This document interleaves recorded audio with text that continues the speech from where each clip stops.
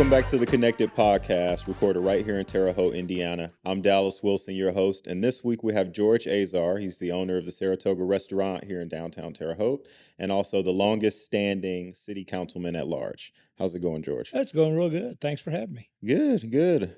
So I love having you on this because I feel like you are so supportive. And this is a little story about Wooden Marketing, a marketing firm that I own. And you guys were our first client, the Saratoga. Yeah, I believe we were. Yeah. And Yeah. I mean, we didn't provide a resume or a proposal or nothing. You guys were like, yeah, I like their energy. We're going to work with them. And you did one heck of a job. And And- we appreciated it. And we greatly appreciate the opportunity. Well, you did a great job. It was something that we were happy to be a part of, and we hope that you continue and grow and remember us when you get to be in the big guy. Yeah, that's what we're going for. Okay. Right. All right. Go for it. So being the owner of the Saratoga, it's been open for 70 plus years. 82 years. Yeah, 82 years. Yes. And so one of the longest standing restaurants by far. I think maybe the longest family owned in Terre Haute. Okay, yeah. Yeah. And so how has it been stepping into a role of being the owner of such an established restaurant?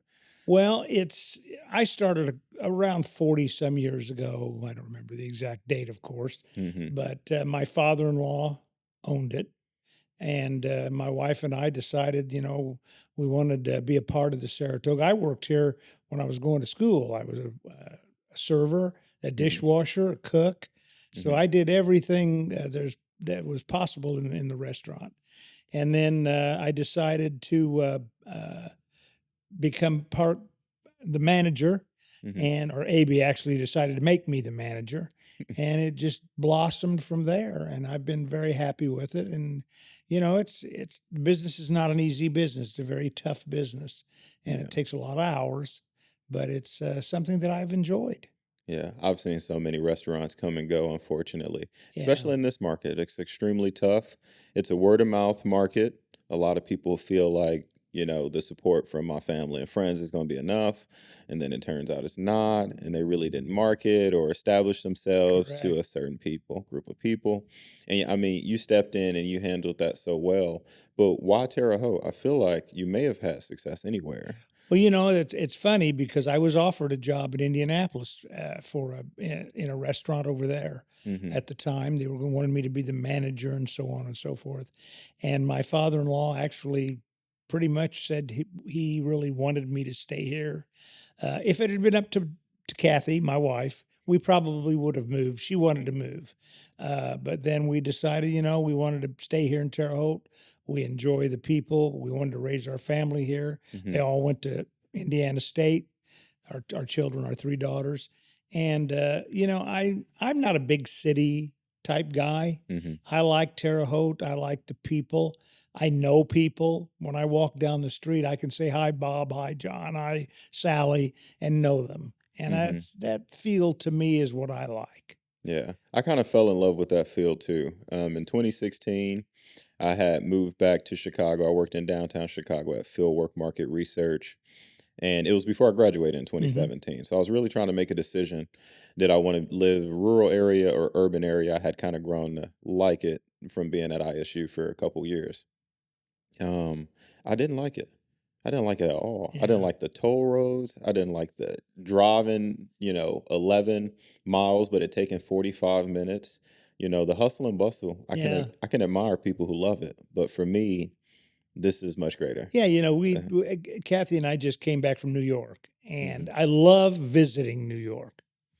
I love visiting Chicago. Exactly. I would not want to live there. That's exactly how I am with Florida Right. and Chicago right Yeah, now. and nothing against the people in Chicago or New York. It's just not Mhm. my thing. So, Yeah. I like the songs. That's about Uh-huh. as far as it goes for Yeah. Chicago and New York. Yeah. Those Chicago songs get There stuck in you your go. head, don't they? Yeah. And Terre Haute's location is pretty good. I mean, you can go to St. Louis, you go Oh, this yeah. way, you go to Cincinnati, which I hear is growing quite well. You go to Michigan, you go to Chicago, Yeah, all in a day trip. Pretty centrally located. So, Mhm. what is it? A couple hours, 2 to 3 hours, and you're Chicago or Cincinnati or wherever. Yeah, Mhm. which is nice. St. Louis. Mhm. Yeah. So we're, just in the middle of the area, and it's a good area, good people, and like you say, we're close to almost everything. Yeah. So when did Azar's catering get going? We started in 19, I wanna say 79, Mhm. maybe 19, it was in the early 70 or late 70s. Um, I was in I went to a catering or to an event at Holman Center, Mhm. and I happened to just be there as a guest, and I saw and the caterer is no longer in business, but I saw a caterer doing things, and I said to my wife, I says, "I think we can do this and maybe even a little bit better." Mhm. And of course, she felt like, that's a lot of work trying to still raise a family. Our kids were small. I said, "Well, I'm willing to try it." So basically, we started in 79. The first catering I had was at Holman Center for 100 people, and I was a nervous wreck. And I thought I didn't sleep. Mhm. I had stomach pains and everything else because I felt, oh, am I going to be able to do this? And thank goodness we did. And it blossomed to, we did probably one of the largest caterings they've ever had over there. And that was when Bobby Knight came to Terre Haute. Mhm. And I believe he sold out in less than an hour 1,300 tickets. Mhm. And we served 1,300 people carving prime rib by hand in less than 30 minutes. Oh, that's wild. Yeah. And So, and now you can't go anywhere without no. Azar's catering But potentially being who's catering, you yeah, know? yeah. Well, we've kind of slowed down on that Mhm. because of course, with my age, I'm getting to the point now where I'm getting into the uh, later years of my life, and I want to start enjoying, some things personal. Mhm. My daughter and son-in-law were not really that interested in continuing with the major catering. We still do, weekday and some weekends. We don't do wedding receptions anymore or anything like that. Yeah. But we were happy with what happened, and Azar's Catering, honestly, in the 70s, 80s, and 90s, you're right. It was like I had one guy say to me, "Is there anywhere you guys don't cater?" And it was, that's how good it was, and we Mhm. appreciated it. It was fun. It's Mhm. I'm nice. I'm sure it helped build a lot of connections Oh, too, it and did. I think that's such a cool part of being in the same area for a amount of time. You really get to see it kind of transform and whatnot. Before I get too far into that, how do you feel passing the business down to the next generation? Because I know it got to be some anxiety there. Well, my daughter probably feels like I haven't because she'll tell me that I can't let go, and it is hard. Yeah. It's not an easy thing to do when you've been doing something for 40 some years, and Mhm. then just say, "Well, I don't want to do it anymore." So I'm not retired. Uh, I'm just not doing as much as I used to do. My Mhm. daughter and son-in-law, thank goodness, are taking over. They're doing a great job. I Mhm. have the utmost confidence in them. It's a tough business. I tried to warn them, and that it's not a business where you're going to be a 4-hour day, even though you may only open a certain amount of time. You're Mhm. still working when everybody else is off. On weekends, everybody's out partying. We're working. But Mhm. no, I feel good about it, and I'm proud of the fact that they're willing to do that. Yeah. And it comes with its breaks. It's sweet, sweet, sweet breaks, which are Yeah, not breaks as in breaks in work, but breaks in having to worry about the funnel, making sure people are coming in and whatnot. One of those breaks came from the ISU basketball team being pretty good this year, yeah. right? Yes, we were proud of the team, of course, Hmm. and we ended up adding a few hours to our limited hours that we have now, and we'll maybe go into that in a few minutes. Hmm. But yeah, we started adding hours and having prior to the games on Tuesday and Wednesday nights Hmm. because we're not open normally. And Yep. it really proved to be very good. People were very supportive, not Hmm. only of us, but of the team. Hmm. And just for your listeners now, we're going to do it again this year. So Hmm. we're not going to quit just because the team left, the Yeah. original team. We have confidence in ISU, and we're very supportive and Hmm. hope that they continue on their winning path. Yeah, I think that's what I love about basketball the most. You can get a bunch of people who you have never heard of, and as long as they have a commitment to the game and they have confidence in themselves, they can give you a show every night. Absolutely. You know, it's a Absolutely. guarantee. One of the best players to do it, Steph Curry, came from what, Davidson, not a huge school, barely recruited, now one of the best point guards to ever Oh, do yeah. it. So, Yeah. Yeah, well, I remember going back to the '70s in '79, '77 when Larry Bird was here, mhm, and it's hard to believe because times have changed, of course. mhm, You couldn't get into our restaurant when there was a ball game. It yeah, was full, and it was just an exciting time. And mhm, last year with this team kind of reminded me of that how exciting the team can be. And win or lose, as long as they play their hearts out and they give the people a good game and they know they're enjoying what they do, mhm. then I think people support that. And they did that last year, and I have confidence that they'll do it again. Yeah, I really wanna see that continue. When the team is not winning, I still wanna see support because the reality to it, ISU is probably gonna be a transition team. Sure.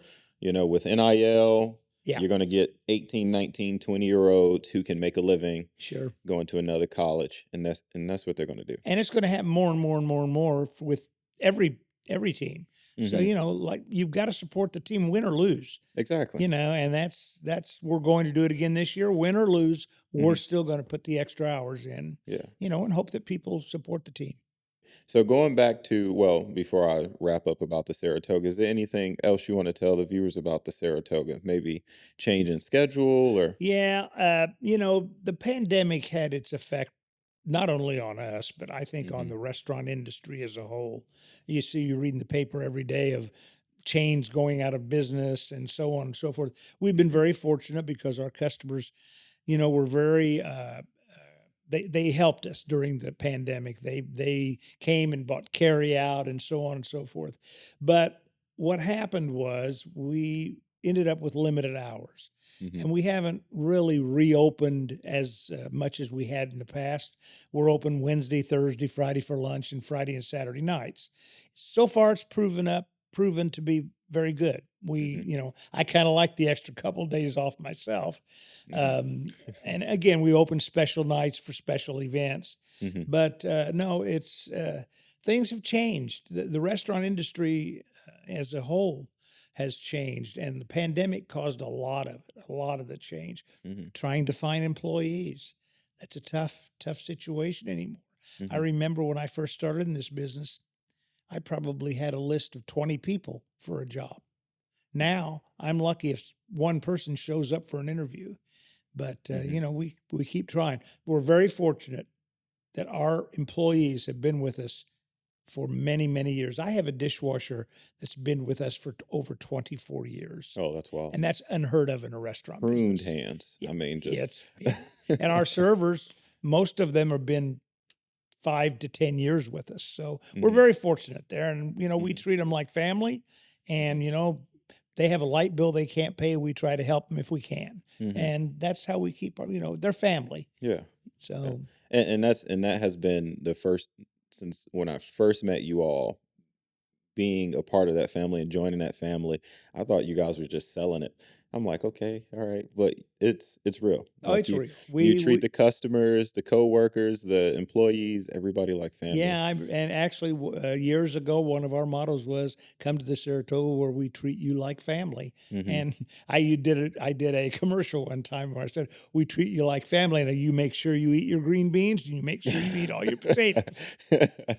I'm sure Saratoga is going to stand the tides of time because and continue to, because like Warren Buffett once said, a business that focuses on delighting its customers will always be successful. Well, we hope so, and we'll continue to do that. Hmm. So jumping into politics and whether or not, having these businesses and building that or network kind of contributed to it, you've been the longest standing city councilman at large. Right now, yes, as far as I know, Hmm. I'm at 24 years, and I was reelected, so it'll be 28 Hmm. by the next election. And I do believe that's the longest. As far as but I've talked to several people, and I don't think there's anyone yet that has served that. I'm sure someone will before it's over with. But yeah, Hmm. I'm proud of that fact. Hmm. Yeah. When I first started, I really hesitated. I hesitated to run for office because of the business because I knew that there were going to be times that when I'm on a city council and I cast a vote, that somebody's not going to like the vote and that somebody might be a customer, which happened and happened more than once. Mhm. But I felt like, the community's been good to me. It's been good to our family. How do I pay them back? And I Mhm. said, I'm not really a politician, but I'd kind of like to get into something where I can be a part of the community and help in some way. And that's Mhm. why I ran for city council. Okay, and so for 24 years, that's what, 3 or 4 mayors that I've you've I've been through, let's see, I think okay. four mayors. Yeah, Yeah, and so Duke a long stretch of that, about Duke was the 16. longest. Yes, it Mhm. was. Let's see, it was Judy Anderson, Duke, Kevin Burke, and now Mayor Sackman.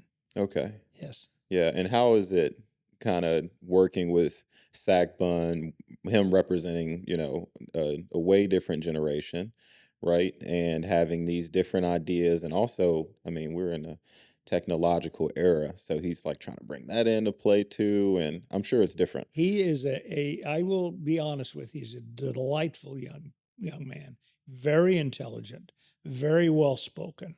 I believe that he knows what he's doing, Mhm, and I think that Terre Haute is going to be the better for it. He, I always tease him that there's 50 years difference between me and him, and he loves that. He loves me to say that. And he's what I like about him is that he does communicate with the council. mhm. He tries to let us know what's going on. Not that the other mayors didn't. Please, I don't want to make it sound like Yeah, yeah. they didn't do it, because they Mhm. did. But he's energetic, and Yeah, you I got think vigor. he's Mhm, got vigor, and I think a lot of it's his age. mhm. Let's face it, if you're 70, you don't have as much energy as when you're 28 or whatever the age he is. Yeah, the unfortunate facts, yeah. Yeah, it's just that's the way it is. Mhm, But no, he's good, and I think he's going to create that energy and synergy with everyone that he is around. So I'm happy that he's there, and I'm there to help in any way I can. Doesn't mean we're always going to agree, and mhm, I told him that. He knows that my vote sometimes may not be the way he wants it, mhm, but it's going to be the way I feel the right way, and maybe it's not. Maybe it's just mhm. something maybe I didn't uh, think hard enough on it or something. But Yeah. it's when we walk out that door, we're still friends. We Mhm. still have the city as uh, in our heart, the best interest in of the Yeah. city. We Yeah. may have different ways to show that, but I think both of us have that. Yeah, and that's a level of maturity I wish a lot of people on both sides of the aisle would Yeah, understand, yeah. because it's a common goal, just two different ways of achieving it. Exactly. And I've never been. Oh, I'm a registered Democrat, of course, but I've never been the kind of guy that says, "Oh well, I'm going to vote. I'm not going to listen to him because he or she's Republican." Hmm. No, they have a great idea. I'm all ears. I'm willing to listen, Yeah. and I think that has helped me succeed Hmm. as a city councilman. And so, what does it mean to be city councilman at large? That means there's 9 city council people. Okay. 6 of them represent certain districts. Okay. Okay. 3 of us are at large, meaning we represent the entire city. Oh, okay. Okay. So, Uh huh. for example, if someone goes to a district 2 or 3 or whatever, and maybe the council person's out of town, or maybe they couldn't get a hold of that person, or Hmm. maybe they didn't like the person didn't agree with what they wanted to do, they can always come to one of us and we can say, hey, we agree with that council person, or vice versa. But we are not tied to one district. Okay. Okay. And I'll be honest with you, the reason I ran at large is because I didn't have the time at that time to walk every area in a certain neighborhood. Hmm. So I knew if I did at large, I could utilize media. Hmm. Whereas a district, really, media really doesn't help a district as much unless somebody in that district is listening and watching. Hmm. But in my case, at large, that's why I used that. That's one of the reasons I ran at large. Okay. So it was a Yeah. it was a strategy It to was a it. strategy on my part. Yes. Hmm. So What kind of advice would you have for people who are maybe potentially getting into restaurant business or maybe just being an entrepreneur, like going with the skills that they've acquired through their past jobs and want to go out and do it for themselves? Follow your dream, Mhm. be honest. And this really holds true for either whether you want politics or whether you want to be in business. Be honest, be Mhm. transparent, know you're going to have to work hard. Yeah. And if you're not willing to work hard, then forget it. I mean, that's just part of life. You Yeah. have to, that doesn't mean you have to work 24 hours a day, Mhm. but if you have a job that's 8 hours or 6 hours or 4 hours, you give your all for whatever hours that you are there, Mhm. whether it's a job or whether it's in politics. And that's how I've always tried to live Mhm. and live my life and do my business and politics. Mhm. I believe your mindset definitely contributes to the success of your business. Like how you said, Azar's Catering, you had been catered and you came to the conclusion, I could do this a little better. Because it's two kinds of business owners. It's the plumber who um, doesn't want to work for someone else, so he starts a plumbing business. And then it's the plumber who feels like he could do it a little bit better, so he Right. starts a business. And usually that second model is the one that works out because it's some passion to it. It's some reinforced motivation and determination for it to work out because you really did double down on you, right? Right, right, and people and talking about the restaurant industry in particular. I know we're Mhm. jumping back to the Oh, it's restaurant. fine. We jump around. uh, it's probably one of the least profitable businesses in the country. Hmm.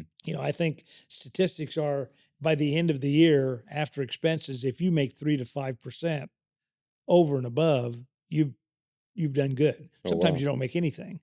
And, I always use it as a comparison. I say, if you go to a horse race and that horse only has a 3% chance of winning, will you bet on it? Well, you probably wouldn't. But that's why you have to have the passion. You have to have the energy to want to do that, to want to be in the restaurant business. Restaurant's a tough business, and even more so now. Hmm. More competition, inflation. Food prices are going up, Hmm. taxes, insurance, payroll, and the problem is we can't raise prices every time something else goes up. We can't keep changing menus and raising prices. Pretty soon, it's a catch 22. You lose your customers. Yeah. So no, I think the my advice to someone is if whatever business, whatever profession you want to do, just be passionate about it Hmm. and make sure that whatever you do, you put as much energy into that as you possibly can. All right, and I want to ask you about maybe speaking to future politicians too, but before that, I had once upon a time, I don't know if I said it to Pat or I said it to somebody who was in his camp, and I said only politicians win politics. And I mean, he gave me a tongue lashing. I can't remember who it was, but they're like, that's not fair at all. Because to win politics is to be a politician doesn't mean you're some kind of person. You just Yeah. have the best interests and you're well at articulating it, and that led to your success. So as somebody who has been sitting in this seat for 24 years, what would you say to a person who's thinking about doing politics? You have to want to. I Mhm. mean, you really have to, it's like, let me use an example school board. Those people that are on a school board make $2,000 a year. There's hardly anything, I mean, that's not any money at all. No. And they are passionate about what they do. Now, people may not always agree with what they do. I don't even know who the members are. So I'm not speaking as anything personal. I'm talking about the office. Mhm. The same goes with the city council or any council seat. The money is not the reason to be in it. I Yeah. can tell you that now. Mhm. That's not the reason. If you're going to go into it because you want to make a few extra $1,000 a year, then stay out of politics. If you want to get into politics, you have to do it because again, it's a passion. It's something that you want. Maybe you feel like, again, like I felt, I want to pay back. I want to give something back that, otherwise I didn't know how to do it. This is how I did it. And I think that if somebody wants to be in politics, they need to, first of all, maybe contact somebody that's already in. Mhm. Get, learn a little bit. Don't just jump into it. Don't just, oh, I went to a city council meeting. I think I want to be a city councilman. I think, Mhm. you've got to maybe live and learn. And I've learned that over my years. Yeah. When you're young, you think you can do everything. Mhm. And then when you get older, you realize, I guess I can't do everything. So, Yeah, it's those 2 values, time and money. yeah, It's not debatable. It's yeah, it's it's time and money, and for many things, you either don't have the time or you ain't got the money, exactly. you know, Exactly right. Exactly unfortunately. right. So I'll leave you with one last question. Okay. What does legacy mean to you? Again, I know I'm repeating and repeating and repeating, but I think the legacy that I want to leave, Mhm. not only for my family and my friends, but for the community, is when they hear the name George Azar, they know that he was honest, Mhm. that he was dedicated, that he was always transparent, that he did whatever he thought was in the best interest of friends, family, community. That's the legacy I want. I Mhm. don't care about how much money I have and or don't have. You know, there's nothing, in my opinion, more valuable than your good name. Mhm. And if you don't have that, money can't buy it. So it's what you do in life. And I'm hoping that I've left that legacy in Terre Haute. From what I've seen, I believe so. Well, I thank you. believe so. Thank you. Thanks for coming on, Hey, George. We thank you. I appreciate it. appreciate it. Thanks for tuning in to This Week on the Connected Podcast.